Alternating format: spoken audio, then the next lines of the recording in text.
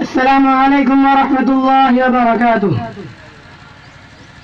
محترم صدر جلسہ، مہمانان نظام، مشفق و مربی، اساتذہ اکرام اور میرے دینی بھائیوں، آج میں آپ حضرات کے سامنے جس عنوان کو لے کر حاضر ہوا ہوں وہ ہے گیا وقت پھر ہاتھ نہیں آتا۔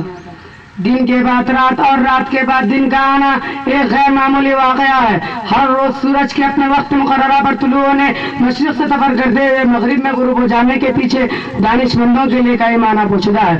سورج کے علاوہ دیگر سیارے اپنے محور پر گردش کر رہے ہیں اور کرتے رہیں گے۔ ہم نے کبھی یہ سوچا ہے کہ اگر ایک دن سورج نہ نکلے تو پھر دنیا کیسی ہوگی؟ اگر ایک دن سورج مشرق سے نہ نکل کر مغرب سے طلوع ہو جائے تو پھر اس کائنات کا رنگ کیسا ہوگا؟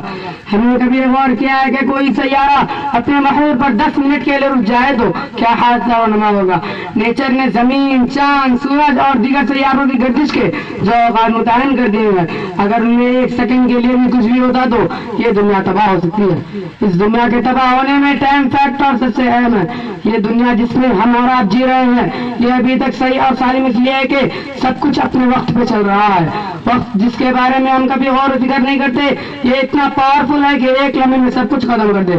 مذکورہ بالا باتوں سے یہ حقیقت واضح ہو جاتی ہے کہ نظام و فطرت میں وقت کی اہمیت بہت زیادہ ہے۔ یہ اللہ کا ایک خاموش پیغام ہے انسان کے لیے کہ تم اپنی زندگی میں وقت کی اہمیت کو سمجھو۔ وقت پر اگر تمہاری آنکھیں نہیں کھلے تو ہمیشہ کے لیے تمہاری آنکھیں بند ہو جائیں گی۔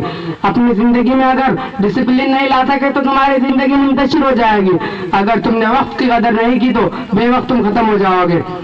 دنیا میں آج وہ قوم سب سے آگے ہے جنہوں نے وقت کا سب سے زیادہ مناسب استعمال کیا۔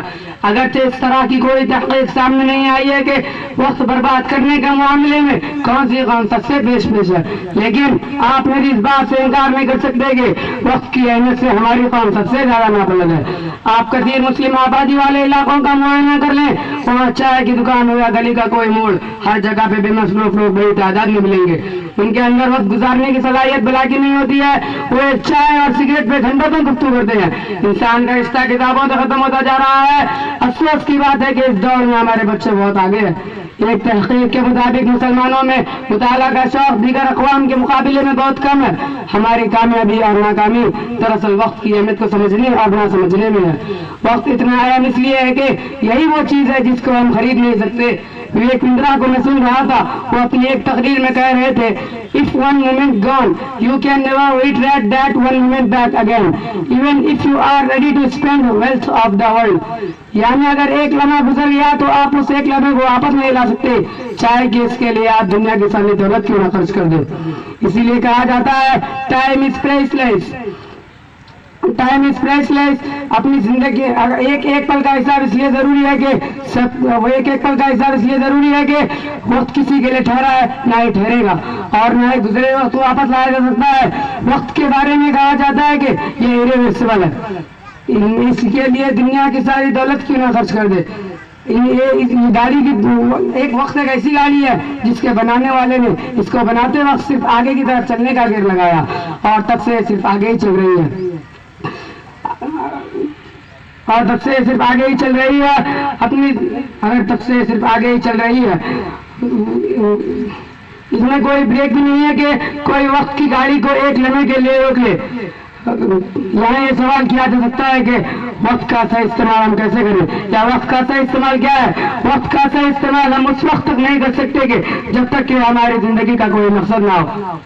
جو بے مقصد زندگی گزارتے ہیں انہیں ایک ایک بے مقصد زندگی گزارنے والے نہ وقت کی اہمیت کو سمجھتے اور نہ ہم کو اس بات کی کوئی فکر ہوتی ہے کہ وقت کہاں اور کیسے خرچ ہو رہا ہے۔ وہ بس اس بات سے خوش ہوتے ہیں کہ چلو آج کا دن تو کٹ گیا، لیکن جو بے مقصد زندگی گزارتے ہیں ان کو ایک ایک لمحے کی اہمیت کا اندازہ ہوتا ہے۔ وہ اپنا وقت وہیں صرف کرتے ہیں جہاں سے ان کے مقصد تک رسائی آسان ہو رہی ہوتی ہے۔ السلام علیکم ورحمۃ اللہ وبرکاتہ۔